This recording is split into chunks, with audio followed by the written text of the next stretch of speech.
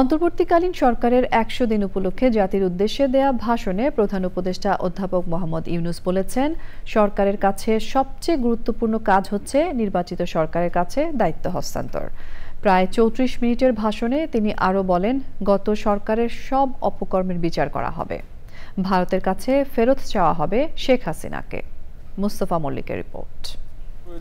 অন্তর্বর্তী সরকারের ১০০ দিন উপলক্ষে সন্ধ্যা ৭টায় জাতির উদ্দেশ্যে ভাষণ দেন অধ্যাপক ডক্টর মোহাম্মদ ইউনূস।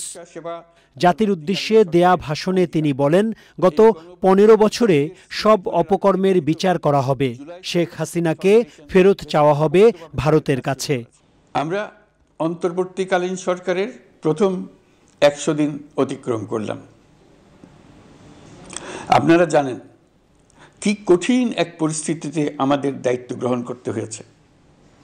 ছাত্র শ্রমিক জনতার অভূতপূর্ব গণ অভ্যুত্থানের পর ফ্যাসিস্ট সরকার প্রধান পালিয়ে গেলে দেশ সরকার শূন্য হয় সাময়িকভাবে।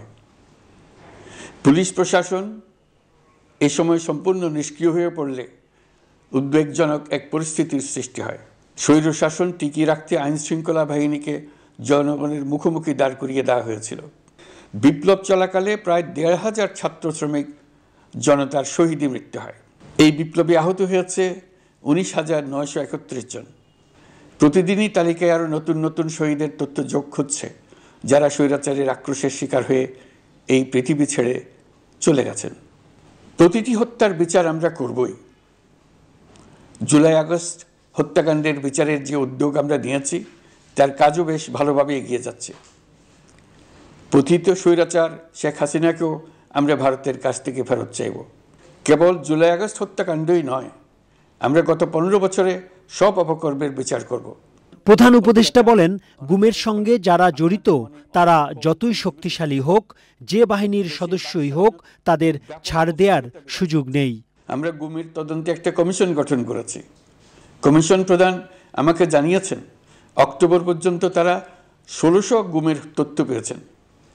তাদের ধারণা এই সংখ্যা ৩৫০০ ছাড়িয়ে যাবে। অনেকেই কমিশনের কাছে গুমের অভিযোগ করতে ভয় পাচ্ছেন, এই ভেবে যে অভিযুক্ত ব্যক্তিদের দ্বারা তারা আবার আক্রান্ত হতে পারেন, ক্ষতিগ্রস্ত হতে পারেন। আমি আপনাদের আশ্বস্ত করতে চাই, আপনারা দ্বিধাহীন চিত্তে কমিশনকে আপনাদের অভিযোগ জানান। কারো সাধ্য নাই আপনাদের গায়ে আবার হাত দেয়। অধ্যাপক ইউনূস স্মরণ করিয়ে দেন, নির্বাচিত সরকারের কাছেই ক্ষমতা হস্তান্তর সরকারের কাছে গুরুত্বপূর্ণ কাজ। আমাদের সবচেয়ে গুরুত্বপূর্ণ কাজ হচ্ছে একটি অবাধ সুষ্ঠু নির্বাচন আয়োজনের মধ্য দিয়ে নির্বাচিত সরকারের কাছে দায়িত্ব হস্তান্তর। আমরা রাজনৈতিক দলগুলোর সঙ্গে আমাদের নিয়মিত যোগাযোগ অব্যাহত রেখেছি। বিভিন্ন ইস্যুতে তাদের মতামত নিয়ে যাচ্ছি। সকলের ঐক্যমত্যের ভিত্তিতেই আমরা সংস্কার প্রস্তাব চূড়ান্ত করব। নির্বাচন কবে হবে এই প্রশ্ন আপনাদের সবার মনেই আছে, আমাদের মনেও সারাক্ষণ আছে। আপনারা লক্ষ্য করেছেন, নির্বাচন আয়োজনের লক্ষ্যে আমরা প্রয়োজনীয় পদক্ষেপ নিতে শুরু করেছি। কয়েকদিনের মধ্যে নির্বাচন কমিশন গঠন হয়ে যাবে। তারপর থেকে নির্বাচন আয়োজন করার সমস্ত দায়িত্ব তাদের উপর বর্তাবে। নির্বাচন নিয়ে আপনাদের সকল বক্তব্য বিনা দ্বিধায় বলতে থাকুন, আপনার মনের কথা তুলে ধরুন। আমার অনুরোধ, সংস্কারের কথাটাও একই সঙ্গে বলুন। সংস্কারকে পাশ কাটিয়ে যাবেন না। আমি নিশ্চিত নই সংস্কার প্রস্তাব সমূহ বাস্তবায়নের সুযোগ আমরা কতটুকু পাব, তবে আমি আপনাদের কথা দিচ্ছি, আপনারা সুযোগ দিলে প্রয়োজনীয় কিছু অত্যাবশ্যকীয় সংস্কার কাজ শেষ করেই আমরা আপনাদের কাঙ্ক্ষিত নির্বাচন আয়োজন করব। প্রধান উপদেষ্টা বলেন, সরকারকে ব্যর্থ ও অকার্যকর করতে এক মহাপরিকল্পনা কার্যকর আছে।